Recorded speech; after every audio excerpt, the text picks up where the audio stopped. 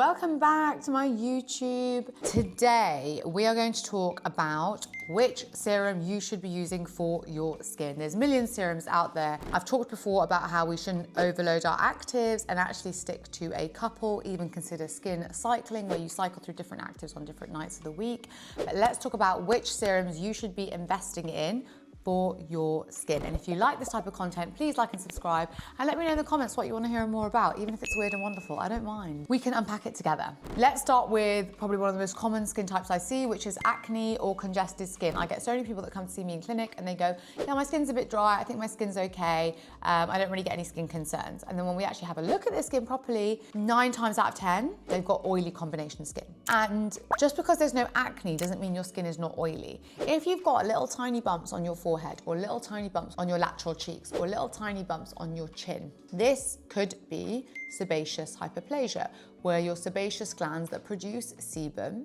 are producing the oils, and the oils are sitting there and they're thickening underneath your skin surface. Now, if you're someone who gets acne, what happens when your sebaceous glands produce sebum? That causes inflammation, that attracts bacteria, that causes a spot. If you don't have the bacterial element and the inflammation and you're keeping things under wraps, then it doesn't mean your sebaceous glands aren't producing oils if you're someone that produces more oils. And that's where you see these little bumps underneath the surface of your skin.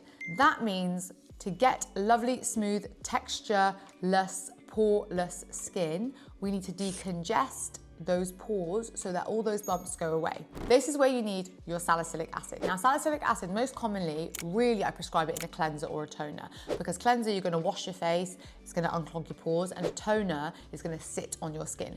However, toning is not for everybody, and some people actually don't even cleanse in the morning. So if you're going for a serum and you're acne prone, go for a serum with salicylic acid in it. They do exist. They're not as common as your like hyaluronic acid serums, but they are on the shelf. La Roche-Posay Effaclar range do a serum with a bit of salicylic acid in it, and also Eucerin do a DermoPure range where their serum contains a bit of salicylic acid in it as well. Those are really nice clean products that are going to start decongesting and unclogging your pores. So make it really simple. The other thing that also is placed in a lot of non-comedogenic products for acne prone skin is niacinamide. So if you're looking for a serum that's not going to dry you out, but still going to hydrate you, but is going to control oil production but still give you a really nice glow, I guess, is niacinamide. It controls inflammation, it also helps unclog pores a little bit, and the key thing is it helps prevent new breakouts. So niacinamide, you'll find, is probably already included in a lot of skincare products that are for acne or combination skin, but if it's not and you're looking for a serum that you want a bit of hydration from, go for a niacinamide serum. The Inkey list do a brilliant niacinamide serum, and I love that brand because everything's so clear on the packaging, isn't it? So you can't go wrong. Literally written in black and white. Okay, and then the second most common skin concern I see is probably hyperpigmentation. Now, hyperpigmentation can come in many different forms. You can have it from sun damage, you can have it from post-inflammatory hyperpigmentation. So you've had a spot, or you've picked it, or you've had a blemish, and then because you've been out and about, it's then gone dark. Or you can have hyperpigmentation in the form of melasma, which is more of a chronic skin condition, which can be triggered by genetics, lifestyle changes, environmental factors, or hormonal factors. So like pregnancy, postpartum, breastfeeding, etc., change of the contraceptive pill. There's now studies to suggest that prolonged usage of the combined contraceptive pill also can contribute to melasma in adulthood. And I actually think this is why I've developed melasma myself. I've got a little patch here, a little patch there. I've done 3 sessions of pico laser. It made some difference, and I also use prescription skincare. But in terms of your serum, what are we going to use for pigmentation, for hyperpigmentation? Most simple thing you can get is vitamin C. Vitamin C is an antioxidant. So its L-ascorbic acid is the active ingredient, and you can get it formulated in a lot of products now in a C E Ferulic combo. So you've got your vitamin C, that's your L-ascorbic acid, that's your active ingredient. It's going to protect from free radicals, from UV, from pollution. It's going to stop free radical damage in your skin. So it's actually directly going to prevent photo-aging. So it's almost like goes hand in hand with your sunscreen. So I always try and do vitamin C and sunscreens together in like a little bundle. And actually SkinCeuticals actually sells them in a bundle as well, which is really great because vitamin C also enhances the power and efficacy of your SPF. I think 8-fold, I believe, from the research that they've done. So I think it makes your SPF and your sunscreen 8 times more powerful if you combine it with an antioxidant. How amazing is that?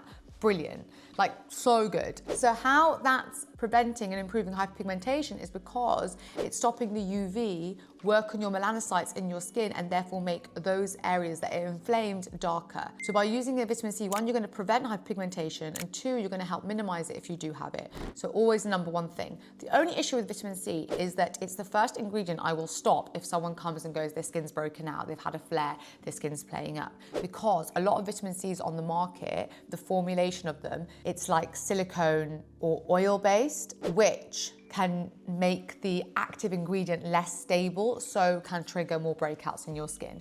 So my recommendations for vitamin C are always SkinCeuticals C E Ferulic or Obagi Medical Professional C Serum. And that comes in 10, 15 or 20%.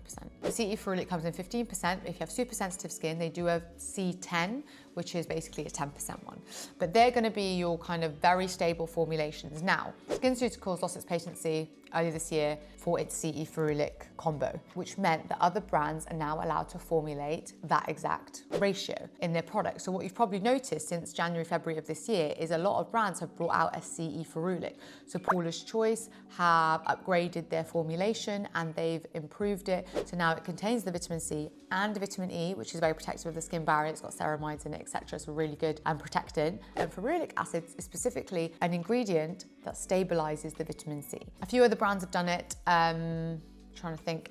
Elf have done it as well. But Paula's Choice and Elf are the main ones I've seen, but you'll just start seeing it pop up. I'm pretty sure Garnier have done it as well on their vitamin C.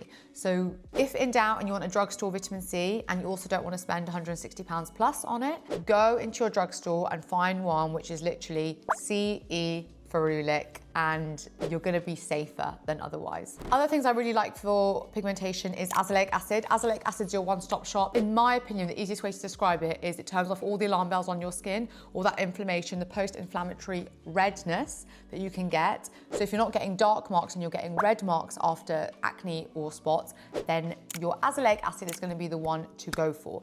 It kind of is a one-stop shop ingredient, a bit like retinol, but does everything without the irritation of retinol. It doesn't penetrate as deeply as retinol and doesn't increase cell turnover as well as retinol. However, it is anti-acne, antibacterial, antimicrobial, anti-inflammatory. It is a treatment we give in dermatology clinics for perioral dermatitis, for periocular dermatitis. We love it. So I try and put a lot of people on this ingredient. I actually try and give them a prescription, which you may recognize as Finacea or Skinoren, which is a higher percentage of 20% azelaic acid. But what this does is, one, help pigmentation because it helps all the inflammation and helps prevent the dark marks. But also, what I love about it is it helps your skin be able to tolerate other actives better. So if someone comes in with sensitive skin, but it's also a bit oily and a bit combination, they've also got breakouts and it's also a bit red. Azelaic acid for 6 to 12 weeks is gonna calm your skin so that you will be able to introduce retinols and salicylic acids more frequently and therefore get the benefit of those as we go on. So just try it and you might find it'll do the trick. If you want over the counter, so if you can't get hold of a prescription azelaic acid in 15 or 20%, then go for your drugstore 10%. Two brands that I really like, Paula's Choice do a 10% azelaic acid and a newer do an azelaic acid. It's a green serum. And I love it because it sits so nicely on the skin, it absorbs really nicely. So I tend to use that as my day azelaic acid because it sits nicely.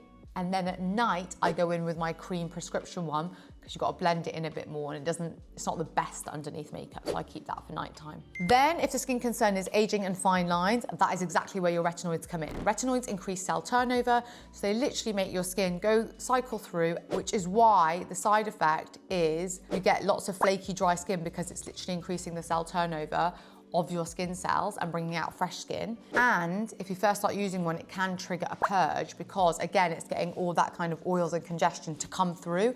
So it might get all the spots to come through. But then if you go through that first 6 weeks, which we call is like retinization, where you might get a bit of redness, might get a bit of dryness, might get a bit of purging, then you're gonna be laughing and winning because then your skin will have gone through a cycle, got used to the transformation, changed its behavior, and then you're gonna have a lovely, tight, bright skin. So I love retinoids, however, a lot of people can't tolerate them. So azelaic acid if you can't tolerate it, but the best thing for anti-aging is to work through your retinols. Start with a retinaldehyde, it's formulated more gently, and then you can move on to your retinoic acid, which is your tretinoin. A lot of my clients just like buy it abroad from pharmacies because you can just walk in and buy it. In the UK, it's prescription only. And again, through the tretinoin strengths, you have 0.025, 0.05, and 0.1. It's very strong, even once a week is fine for the first 6 weeks and then build up slowly. And that's for anti-aging skin. And then if you have dry and dehydrated skin, that's where your hyaluronic acid comes in. So hyaluronic acid is so important to essentially capture all the moisture in our skin. We lose moisture throughout the day, throughout the weeks, throughout the months. And what we want is to capture it, stop transepidermal water loss from just living and environmental factors. And we want to plump and hydrate deeply. Now, they trap water, they restore plumpness, and help to repair the barrier. So I personally think all hyaluronic acid serums, or most hyaluronic acid serums on the market, essentially do the same thing. So one of my go-tos, if I'm recommending it to someone, is just the La Roche-Posay Hyalu B5 serum. I think it's incredible. I think it feels really dewy, it feels really plump, it feels really bouncy. And yeah, that's what I think is just amazing. And I literally noticed that my skin is plumper and bouncier after I use it. So every time I've tried a different one, I always go back to that one, and actually it's one of the most affordable ones. So, or if not that, a lot of my clients actually love the ordinary hyaluronic acid, and I've used it and I actually think it's great as well. So whatever you fancy, just hyaluronic acid is hyaluronic acid. Grab one off the shelf, try it. It's just going to trap in water. It's not going to damage your skin barrier. It shouldn't irritate your skin. It shouldn't make you break out. Just the hydration. And then the last thing is sensitive or redness prone skin. Now this is when you want your calming ingredient. This is actually where I would go to azelaic acid again, because I think it's going to turn off all the alarm bells on your skin and calm the inflammation. But this is also where your Centella asiatica comes in. Let me show you a...